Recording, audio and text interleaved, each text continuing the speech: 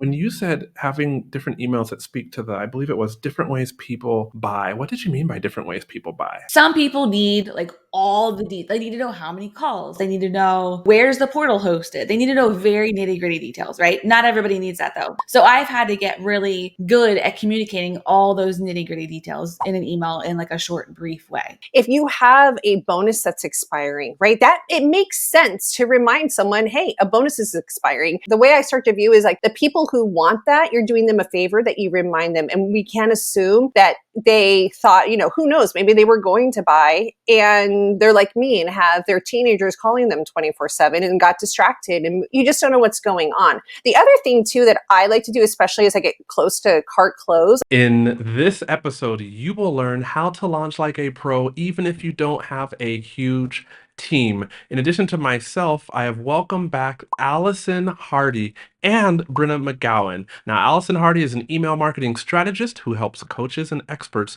enroll more clients into their courses or memberships on autopilot. And Brenna McGowan is a launch strategist, copywriter, and she's the creator of the Anticipation Marketing System. She helps coaches, course creators, and high-end service providers increase launch revenue.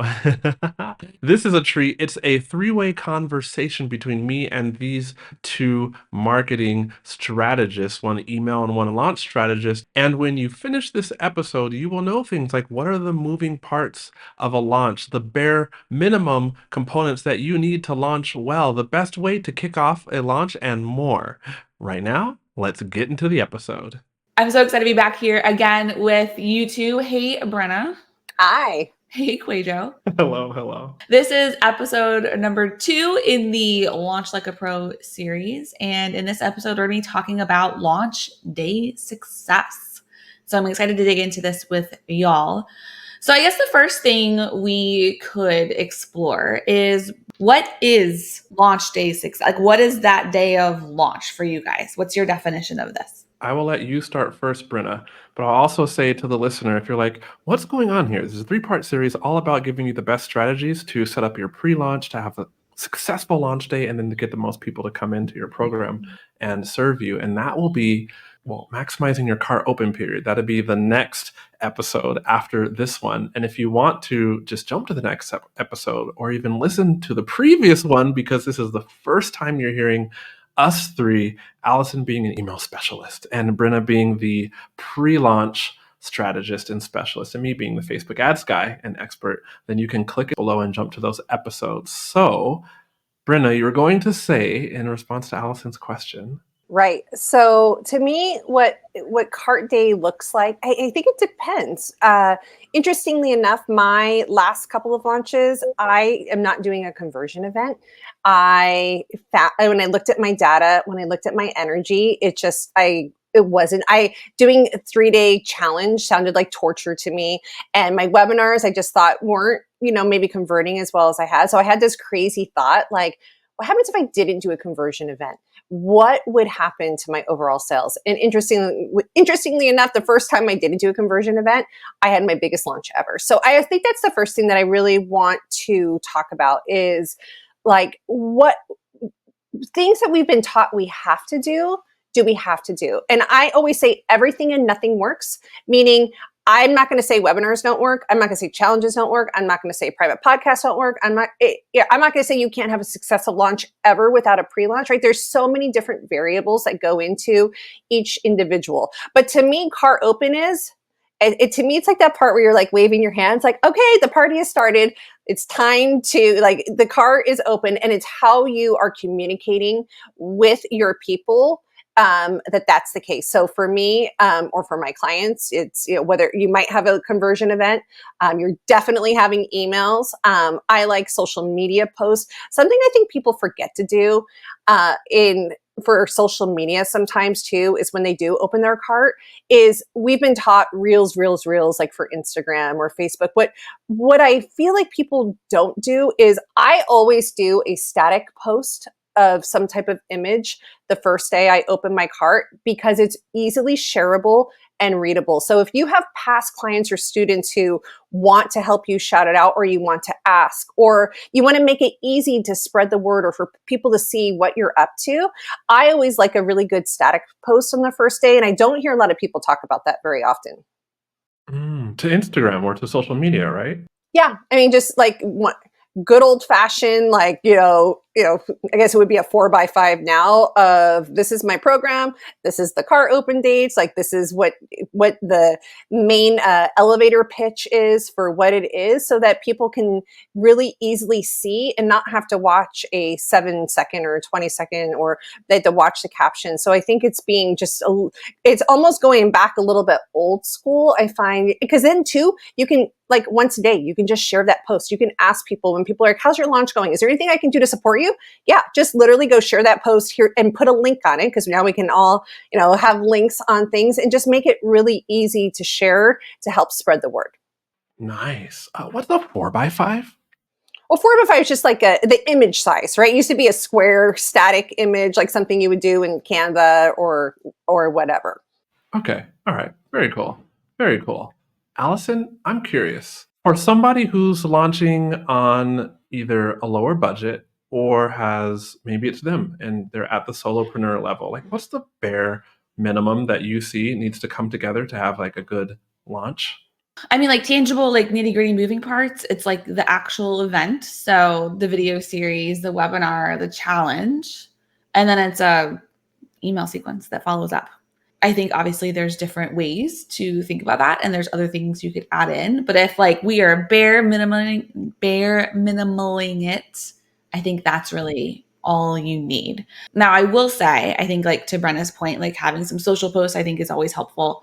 Having like different touch points, because people consume content, and especially buying, they buy in different ways. So making sure inside of the content that you're relaying, especially in your live event and in your emails, making sure you're touching on those different ways and those different the different ways that people buy and the different like limiting beliefs and objections they have is really, really important. But I think like if we're going to do the simplest bare minimum, like that's what you need. Now, those things need to be very powerful and very strategic and very impactful. But I don't think you need to have a ton of stuff that goes actually into your launch. Okay. All right. I got an email question for you. You ready? Yeah, always. So in the next episode, to give this context, we're going to be talking about maximizing cart open, which is kind of, we'll cover like what happens if the launch is not going quite as planned, and some strategies that we can do to turn it around and best practices. But since you had just talked about bare minimum that's necessary, like the must-haves for a launch, I know I always see this question: how many emails do I send on cart open day and cart close day? I have a like pitch sequence process that I teach my clients, and there's 7 different types of emails that you need in your like open cart pitch sequence emails. And the 7 different emails speak to the different ways that people buy. So like I'm very I don't need a lot of details in business decisions. I don't need a lot of details. I just need to know like what the promise of the program is, what's the offer, who's it for, and like that's all I need. So I usually buy off of like those types of emails, but not everybody in my audience does. So having emails, these 7 emails that like speak to the different ways that people buy, is a great way to help people feel seen, heard, understood, to help them understand how your program helps them. Because the more you can relay that information to them, the more likely they will be to buy. Did that answer Oh, no, your question was how frequent, like how many emails? I mean, that was like more than my question. You got so much goodness to share. Before though, I have a clarification question. Before you say how many emails you recommend to send, when you said having different emails that speak to I believe it was different ways people buy, what did you mean by different ways people buy? Some people need like all the details. They need to know how many calls. They need to know, where's the portal hosted. They need to know very nitty gritty details, right? Not everybody needs that though, but you should have one. Yes, absolutely. And I have a lot of those people in my audience. So I've had to get really good at communicating all those nitty gritty details in an email in like a short, brief way. So like that's one example of people. There are some people they need to know like about you. Like they want to know like your story. Like why do you do this? How did you get here? What are some things that you've done? They're those like relational people. There's other people, like what we were saying in the previous episode, that are more like reluctant to buy. So they have like immediate walls up and immediate objections. So how can you bring those walls down? Maybe that's like a client story that you come in and share. So if we can come from those emails from the perspective of these are the different types of buyers, it helps them to helps them to feel seen and heard, and they're way more likely to buy if that's how they're feeling about you and your business and the offer that you have for them. I know the listener's like, all right, how many emails do I send? Yeah. So it depends on how, I hate saying this answer, but it depends. It does depend on your audience. It depends on how long your cart is open for.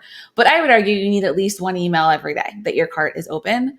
If you're in the business to business space, I think you could do more than one. But I do think maybe on your last 2 days of your open cart, maybe it's 2 emails on the second to last day, maybe 3 emails on the last day. And I know whenever I say that, like I have been on podcast interviews before, you can just see like people's like body language, like recoil when I say that number. But not everybody's opening the emails. Not everybody's reading every email. And your people, the people who are going to buy from you, are not going to be concerned about getting more emails from you. So I think we have to get into that headspace that like by sending more emails, we're actually connecting more with our ideal clients who are way more likely to buy. And we're getting people to say, you know what, this person's not for me, and they can unsubscribe. And that's great and wonderful. And we can bless and release them. Hey there, QUÄY.jo here. And I hear you. If you're running meta ads, it can suck because there's so many different metrics. And which one do you follow? Meta's throwing up a bunch of suggestions about do this, do that. And you don't know which ones are right and which ones are trash. So if you need help making your currently running ads either get better leads for you at a lower lead cost or get more sales from you with more profit per sale, then go down to the description below and book a call with me. I can help you. Over the course of 28 days, you'll have unlimited access to me, which means you can ask me any question you need, and I can teach you step by step so that you have meta ads success. Yeah, I totally agree with you. And I also think too, it's like what's happening in your launch. So for example, I had an appointment a couple weeks ago and it was like 1:00 and I looked at my clock and I'm like, oh, I got to get on this appointment at 1:30. And I already forgot at 1:30. Thank God it wasn't like a client appointment. Like I like started like setting my alarm. That's how quickly my brain went. So if you have a bonus that's expiring, right, that it makes sense to remind someone, hey, a bonus is expiring, and sending out, you're actually in the way I start to view is like the people who want that, you're doing them a favor that you remind them. And we can't assume that they thought, who knows, maybe they were going to buy and they're like me and have their teenagers calling them 24/7 and got distracted. And, you just don't know what's going on. The other thing too, that I like to do, especially as I get close to cart close, I would love to hear what you think about this, Allison, is I start looking at who's clicking on the sales page too. And then I feel I will send more emails to those people that I know are clicking because obviously there's some interest there. Yeah. And I love for those people, so you can track these people, right? So you can like tag them a specific tag inside your email marketing. So you can send them extra emails. And I love sending them like, hey, saw you checked out the sales page, but you haven't bought yet. Do you have a question? Like a super casual, like, hey, do you just want to talk about it? Because that's another type of buyer, like the people who just want to like ask you questions. So like by inviting them to do that, it can help to increase those conversions, and they feel more taken care of. And when people feel taken care of, they're way more likely to buy because they're getting that interaction with you. Yeah, I love that. And I give people like different ways to interact with me. So my last launch, I was talking to people on Facebook Messenger, on Voxer. I had some people who wanted a call. I had Instagram message. Like I was actually communicating with people in different ways. So I think that's the other thing is we could probably talk about this more about like in our next episode is like really allowing space to be able to have those conversations with people and not, because if you're feeling overwhelmed and pressured during the launch, it's really hard to have time to have those conversations. I love that you just brought that up, having the space, because I think a lot of us, especially during like a launch situation, we don't give ourselves that space to actually have those sorts of conversations. So I love that you just said that. Yeah. And I think too, when you give people options, I know I had one person who was like, can we just talk? Can we just like get on Zoom right now? And I was like, sure. And then I have someone else who's like, I feel really pressured to be on Zoom and talk to you right now. Can we talk over Voxer? So like there's people who, it goes back to what Allison was talking about, these different types of buyers. You have the person who's just like, I want this done now. Can we talk? And if you're like me, I'm not getting on a Zoom call with you unless I'm like 99.9% sure, because I don't want to feel pressured into something. So I'm going to like read everything 14 times, think about it, talk to my husband, Voxer, my best friend, and then maybe I'll talk to you. So there's thinking through that process as well. I'm going to add something for those of you listeners that have a high ticket launch. Something that I've seen two of my clients implement very well is, because when I say high ticket, I'm talking about something that's like $2,500 to $3,000 or above, where a part of your launch mechanism is to, after, or maybe the call to action in your webinar and training is to book a call with you. Something that I saw work very, very well is just having a simple, like either on Typeform or maybe Google Forms, but it's the quiz setup, but it's like a 5-question survey that's attached to this book a call link. And before somebody can just book a call with you, that way you're protecting your time and making sure that you're able to hop on calls with people who truly are ready. They just have to go through and answer a set of questions, and then you have logic set up on the back end so that the right kind of person is able to book a call with you. And the person who is not quite ready, you have either a downsell or maybe other offers that you already have available prepared on that results page, so that you're making sure that you're spending your time in a way that protects your energy, and that also you're giving your time to the people who need it the most. Yeah, I think that's super smart. And actually reminding me too, another way I was communicating with people was video ask. So that's a really quick way as well. I sold one of the spots of my program on video ask last time. So that's another way to protect your time too, is to give people easy ways to ask you questions.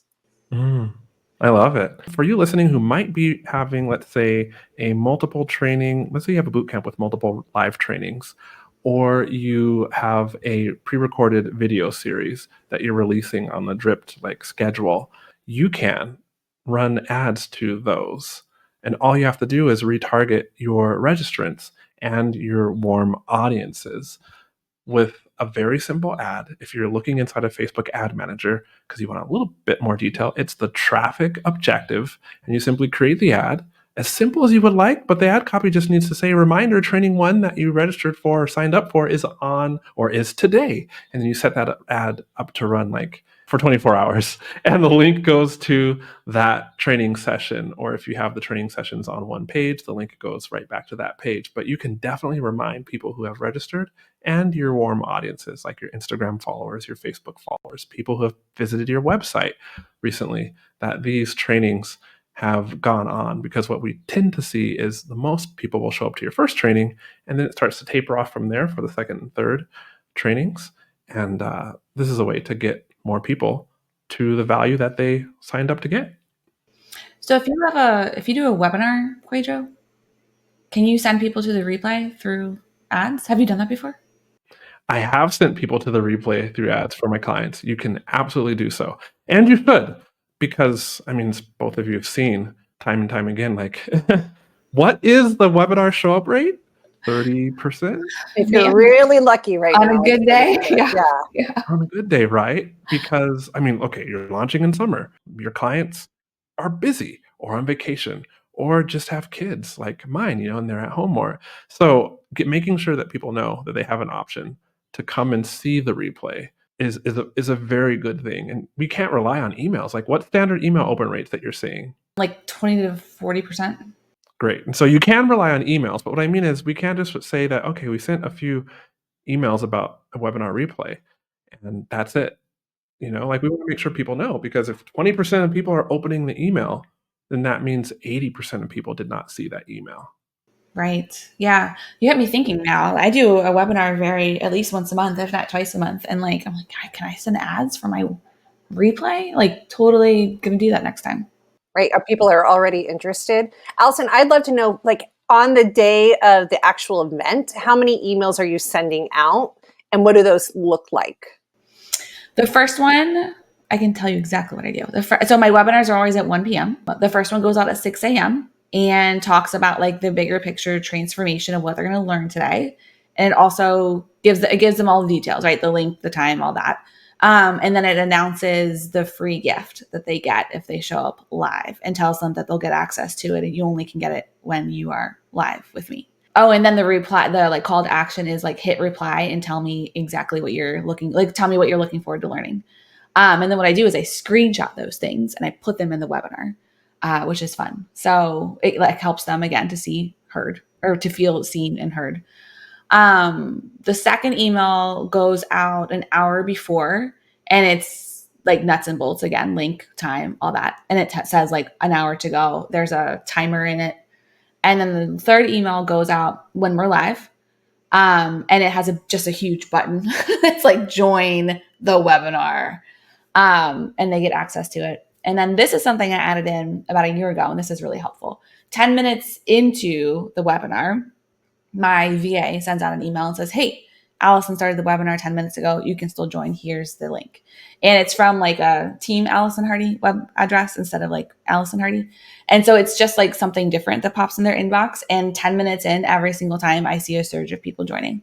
So it just kind of like gets those people who are like, oh, like you, Brenna, like, oh crap, I forgot. Like, oh, I wanted to do this thing and I'm now 10 minutes, but it's like, oh, just kidding. You can still get in. And 10 minutes into my webinar is really when I start to like dig really into like the meat and potatoes of the content. So they come in and like, here we are. And that's been a great way to get more people in. Are your webinars typically an hour long? Yeah. And then do you stay for like, does it go over for Q&A, or does that include Q&A? I try. So the webinar itself is 45 minutes, and then I usually do about 15 for Q&A. And if we go over, like that's cool, but usually that gets the job done. Always have Q&A. I mean, Q&A is, to me, basically it's objection overcoming time. Like with people's questions, lots of it is there's objections packed in there or underlying each question. So Q&A is a must have in my book. Yeah, I used to have a mentor that said like the more questions you answer, the more sales you will make. And what they were saying is like the longer you can stay on your webinar, like the more questions, like the more people are asking questions, which is a great thing. And then you'll get more sales as a result of that. Well, and I think too, it's like, even with our conversation, like one person says something, which makes you think of something else. So there's probably questions that people don't even know that they have, but once they start listening to someone else, they're like, oh, wait, I do have a question. So I love that. When it comes to like the actual, event, I think that what we said in the beginning, I just want to highlight this again, is like, what's the mechanism that works best for your audience? And I think when you can land on that, and then you can also come from the perspective of like what works best for me. And when you can marry those two things together, I think it really creates a very powerful launch that feels good. Cause like we need to feel good when we're launching, because we're like, on display, and our business is like the forefront here.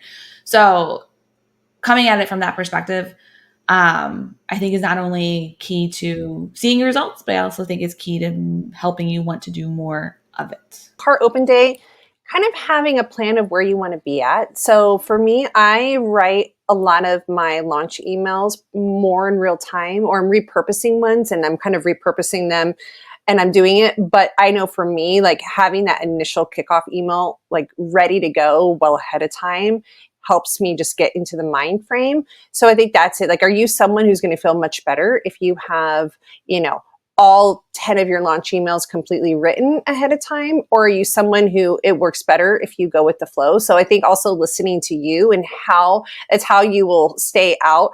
Some people get so overwhelmed trying to write 10 emails, they burn themselves out and then they show up to the webinar depleted, where other people that would like energize them to know that they have checked that task off. And so I think that's the other thing, is really knowing yourself in this sales process.